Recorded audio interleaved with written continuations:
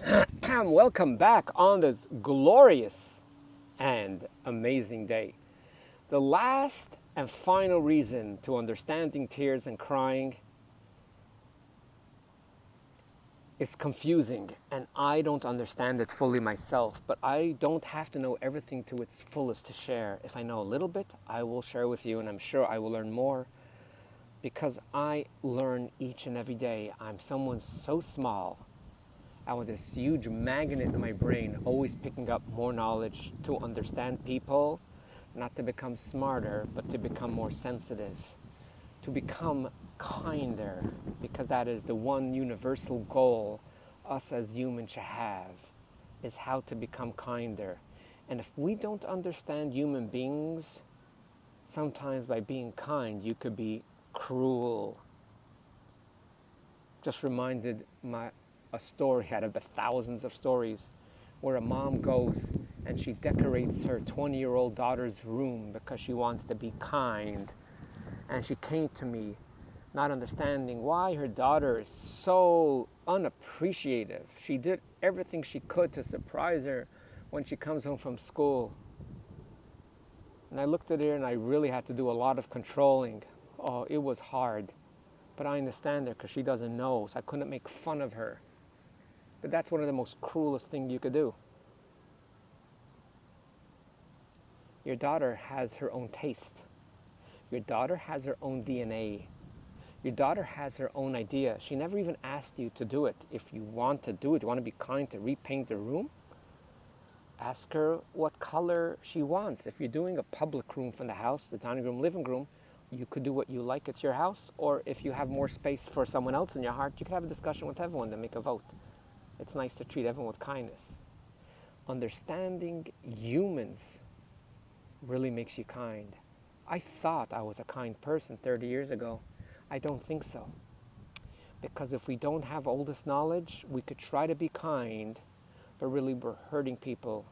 Sometimes giving to someone can be the greatest cruelty, even if they smile, because when we give some people, for example, the underlining information, the quiet information they get is, you can't do it, you need my help. We actually weaken their immune system. But I will not go on another tangent right now. Let's go straight to the last and final reason of tears. And that is where a person is emotionally unhealthy. When a person is emotionally unhealthy, and as I'm recording, I just had, oh my gosh, a download of information. Okay, I'll share that with you soon. Where a person is emotionally unhealthy, almost everything is a trigger. They're going to cry for everything. I just realized now as I'm recording and you saw it happening in front of you, I think that is connected. That is connected to unfinished business. But there could be a few reasons. So you're going to find people just crying all the time. They wake up and they're crying. Sometimes the sun is shining. It's a beautiful day like today. But they don't even know why they're crying. They just can't control their tears. They should go and they need to seek help because they don't deserve this hell. It is very, very difficult. And the worst thing as a parent you could do is say, you know what, you're just too sensitive.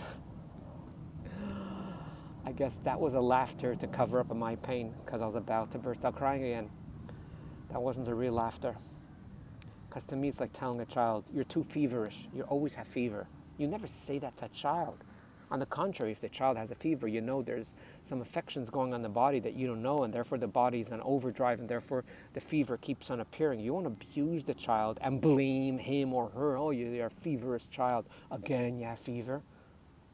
You give that child a hug. Put them on your chest, and in their ears you say, I feel so bad.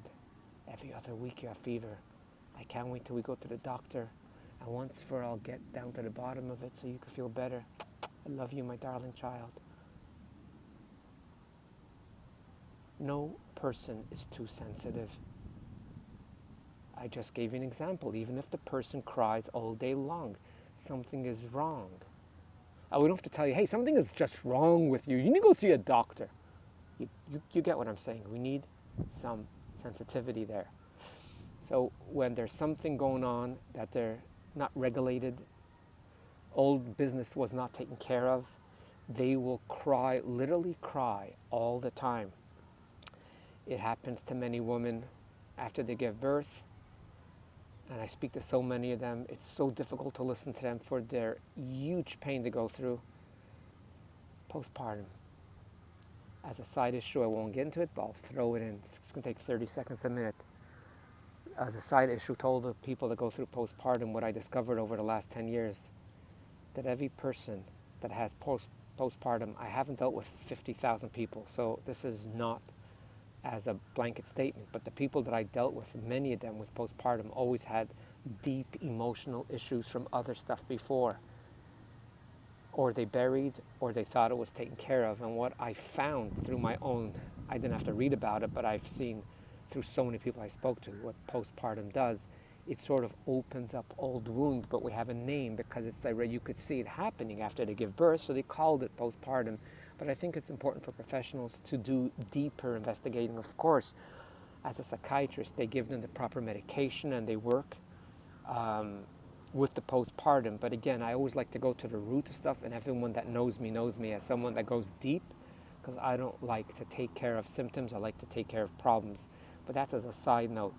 So the sixth, I believe, and final reason why we have tears is because something is not right, and we need to seek help, whatever that reason, if it's postpartum, if it's certain business that wasn't taken care of.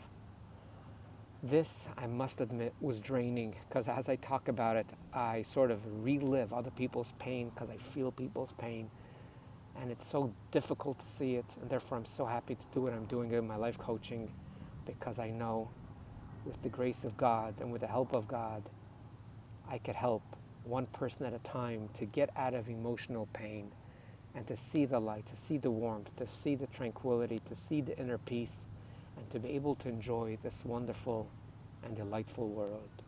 All the best, and thanks for listening. So what you thought tears is such a simple thing, it is pretty complex, as I just recorded, I believe, 6 reasons of why we cry and why we have tears.